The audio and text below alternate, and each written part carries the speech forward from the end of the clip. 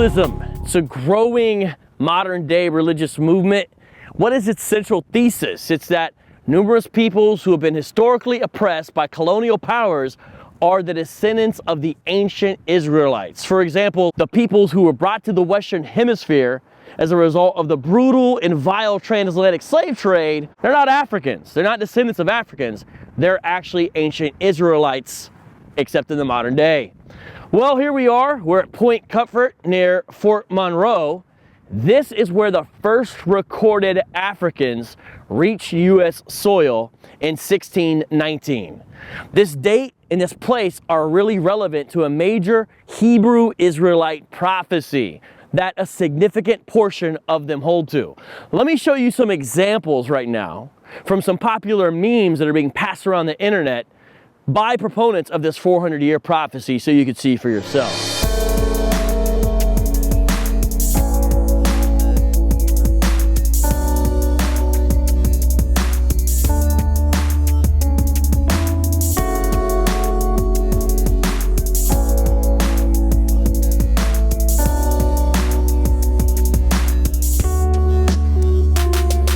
Before I explain the details of this 400-year prophecy that some Hebrew Israelites teach, let's take a look back at the relevant history. 1501 to 1867, more than 12.5 million Africans were caught up in the immoral transatlantic slave trade. Most European countries eventually were involved with this. In 1619, some kidnapped Africans were brought to Virginia right here. This is the landing point of the first Africans. They've been captured by the Portuguese from Angola, which is in West Central Africa. These captives were forced to march hundreds of miles to the slave trade port of Luanda. Leaving in a ship called the San Juan Batista, they were carried along with 350 other slaves heading for Veracruz. While nearing their destination off the coast of Mexico, the ship was attacked by English privateers, the White Lion and the Treasure. They were not expecting to find human cargo, so they stole 50 or 60 of the captive Africans off those ships and then sailed for the nearest English port, in this instance, Point Comfort, here in present-day Virginia. John Rolfe, the widower of Pocahontas, actually recorded this, and he said that 20 and odd Negroes, this is a quote, were bought for victuals, which means food. Now, it's unclear exactly, as far as historians can tell, whether these folks were indentured servants or lifelong slaves. Many suggest they might have been released 15 to 20 years later, which is still longer than the average 7 years for the average European indentured servant, so they're still treated differently, to be sure. But either way, they were here against their will. At this time, though, slavery wasn't even sanctioned in the colony yet. Now, eventually, it became sanctioned. And it's interesting, one of the females, named sometimes Angela, she was taken to Jamestown, and her dwelling is actually currently being excavated. It's a major archaeological dig here in 2019. Now, back to the Hebrew Israelites. See, many Hebrew Israelite advocates, they view their situation in the United States of America as the Israelites' second captivity. And remember, these folks think they're not Africans, but Israelites. So they reason that since the first captivity in Egypt was 400 years, their second captivity now in Babylon, what they call the United States, will also be 400 years. They use biblical passages, for example, Genesis 15, 12 through 16, which talk about the 400-year slavery time of the original Hebrews in Egypt. Well, currently it's 2019, and these first captured Africans, as this sign commemorates, were brought here in 1619. 1619 to 2019 is 400 years.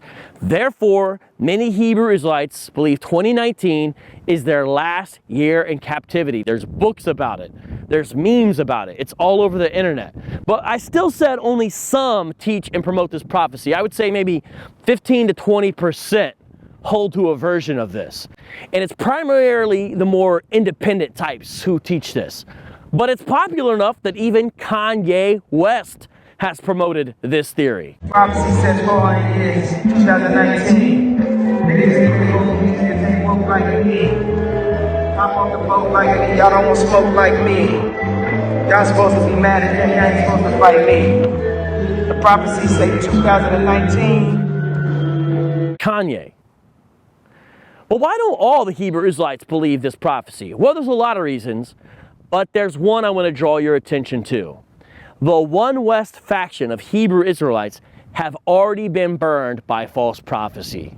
In fact, in the mid-90s, the original One West school of UPK taught that Yahushua, that's who they called Jesus, was going to come back in 1999/2000 at the turn of the millennium. Ariyah based this upon a false reading of Hosea. He was the chief teacher at the time. Let me show you some video examples of them teaching this false prophecy. America will be blown off the face of the earth by the year 2000. It's talking about judgment day. And he's coming back, and he's going to take down the white man, the Edomites.